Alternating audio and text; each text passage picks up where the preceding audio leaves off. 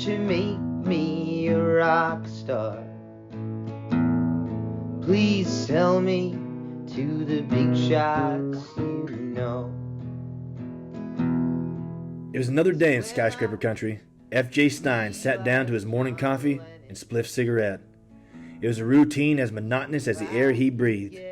He'd briefly inhale and then proceed to ponder his past, present, and future.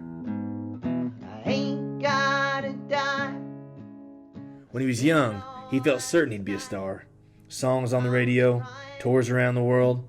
But now, after playing in 23 different bands and recording under 12 and a half different solo monikers over the past 10 years, none of which were ever met with much success, he spent most of his time conducting research on the man he wished he was. All the money in the world. So Daddy, won't you make me cowboy? Known to most as Bob Dylan, F.J. harbored a special type of resentment towards his idol, and what started out as a childhood love affair, dancing, singing, stargazing with records, had slowly turned over the years into something unhealthy. He'd visit the same Wikipedia pages and read the same tales of Zimmerman-related legend again and again. These stories became a psychotic obsession for F.J. He searched for answers in the shadows of his sunglasses, in the dirt under his fingernails. He watched video after video, and he made it his mission to do everything he could to feel like he was walking in the shoes of his hero.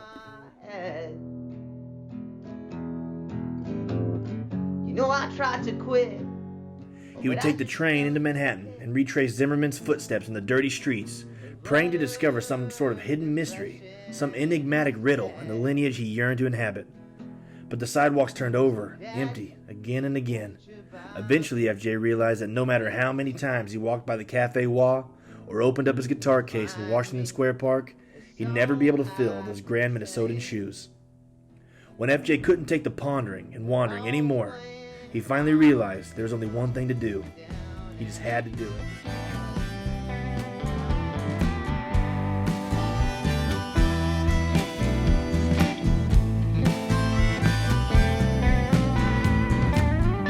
Thinking how I wanna kill Bob Dylan. Maybe then I could finally get famous. Been living in the shadows of a ghostly villain, trying to find another man to pin the blame on. How could I ever think I'd amount to something? Hide beneath the covers with a long lost lover. How can some people be so good at talking? Makes me feel bitter when my skin ain't tougher. Now I know I could be the kind of man you want if I gave it up for a desk side living.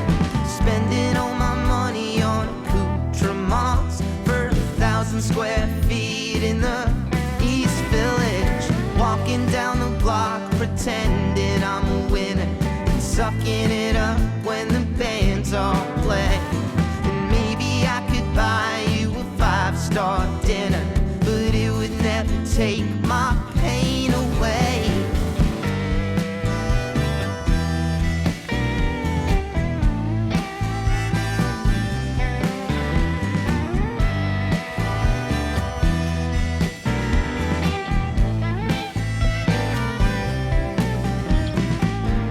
Maybe I could be a real cool killer.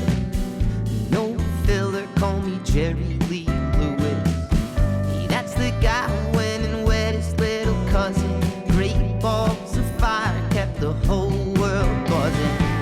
Yeah, I could surely be the best lead singer, dancing on the piano like a monkey in drag, drinking all the whiskey and sleeping with all the women.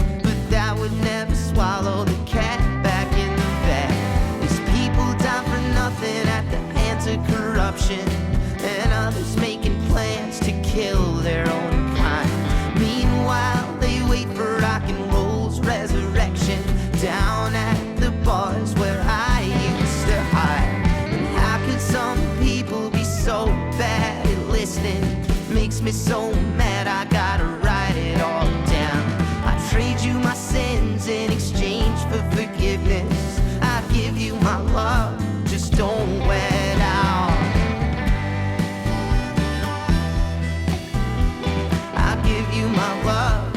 don't wet out, no. I give you my love, just don't wet out.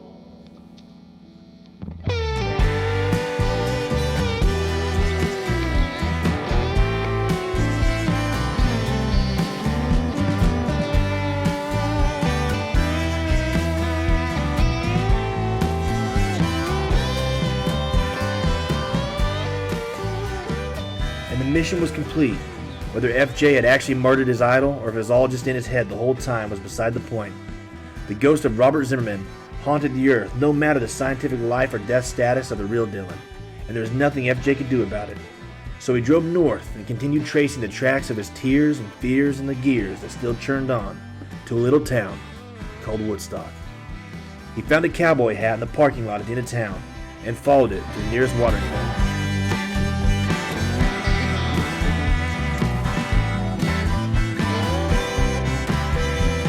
There, he once again pondered his past, present, and future with a spliff cigarette.